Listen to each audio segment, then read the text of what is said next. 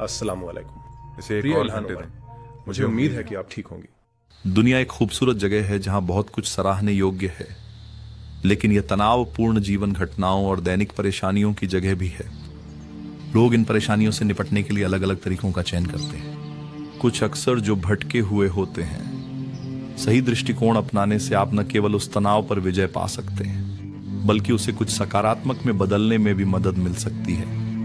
ये वही है जो मैंने शॉन को समझाने की कोशिश की जब मैंने उसे उसकी रोजी ब्लेंड पीते हुए पाया। मैंने उसे बताने की कोशिश की कि मैंने दूसरों को इस चीज की लत लगाते हुए और अपनी जिंदगी बर्बाद करते हुए देखा है, लेकिन वह इसके बारे में काफी जिद्दी लग रहा था और उसने जोर देकर कहा कि यह सिर्फ उसका रोज का पल भर का पलायन है और यह उसके जीवन के दृष्टिकोण को बिल्कुल भी प्रभावित नहीं कर रहा था। जब मैंने उससे पूछा कि क्या उसे डर है कि वह दूसरों की तरह नशे का शिकार हो सकता है, तो वह केवल चला गया और कहा, मैं दूसरों जैसा नहीं हूं।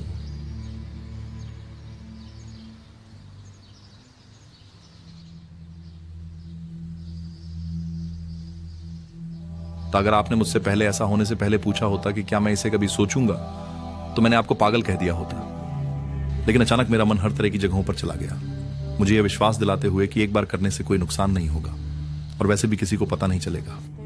घर जाते समय मैंने सोचा कि अचानक आवेग में से उठाना मेरे लिए कितना मूर्खतापूर्ण था, लेकिन मैं पहले ही प्रक्रिया शुरू कर चुकी थी, इसलिए मैं इसमें फंसा हुआ महसूस करने लगा और मेरे दिमाग में बच निकलने और रोमांच की सोचें अनियंत्रित रूप से दौड़ने लगी।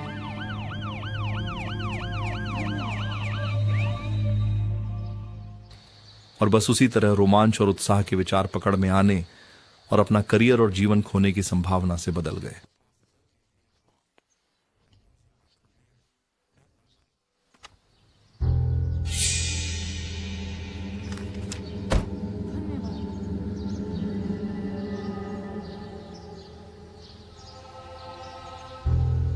मुझे बहुत मूर्ख महसूस हुआ और लगभग एक नर्वस ब्रेकडाउन हो गया, लेकिन किसी कारणवश उस दिन अल्लाह ने उस पुलिस वाले की आंखों को ढक दिया और मेरी इज्जत की हिफाजत की। भले ही मैंने उसकी परवाह नहीं की। उस दिन मैं फातिमा की आंखों में भी नहीं देख सका।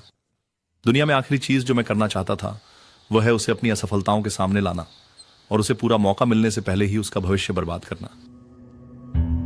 लेकिन वहां वो अपनी खूबसूरत मासूमियत में थी, उस जड़ से छेड़छाड़ कर रही थी जो मैं बेशर्मी से घर लाया, यह दिखाते हुए कि मेरे व्यवहार के परिणाम केवल मुझे नहीं बल्कि उन लोगों को भी भुगतने होंगे जिन्हें मैं सबसे अधिक प्यार करने का दावा करता हूं। तो मैं वहां गया जहां कोई मुझे देख न सके, घर का सबसे गंदा स्थान जो केवल गंदगी के लिए आरक्षित था।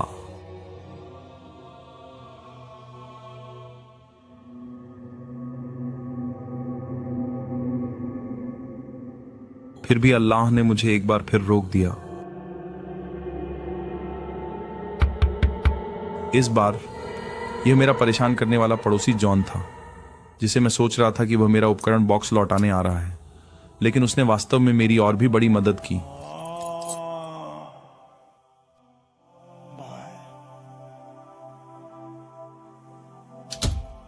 यह आश्चर्यजनक है कि मैं कितना भुलक्कड़ हो गया था और अपने निशान मिटाने का कितना भयानक काम कर रहा था। ये जैसे अल्लाह मुझे धीमा कर रहे थे और दिखा रहे थे कि अगर मैंने इस पर अमल किया तो चीजें कितनी जल्दी बिखर जाएंगी। सिर्फ इसलिए कि मैंने इस विचार को पाला, इसका मतलब यह नहीं था कि मुझे इसे अपनी वास्तविकता के रूप में स्वीकार करना था, कि वह पूरे समय मुझे देख रहा था और मेरे पक्ष में योजना बना रहा था, भले ही मैं उसकी अवहेलना करने की कोशिश कर रहा था। मैं क्या बन रहा हूं? मैं क्या कर रहा हूं? मैं किसको चोट पहुंचा रहा हूं? मैं किससे भाग रहा हूं? मेरा भविष्य क्या है? धन्यवाद। मैं कब जागूंगा? मुझे उस साथी की याद आई जो शराबी था और बस एक और शराबी जैसा दिखता था, लेकिन पैगंबर उन पर शांति हो उस पर भरोसा करते थे और कहा था कि वह अल्लाह और उनके रसूल से प्रेम करता था और यह प्रेम उसे अंततः सही रास्ते पर ले आएगा। आपने जो कहा उसके बारे में, और आप सही हैं।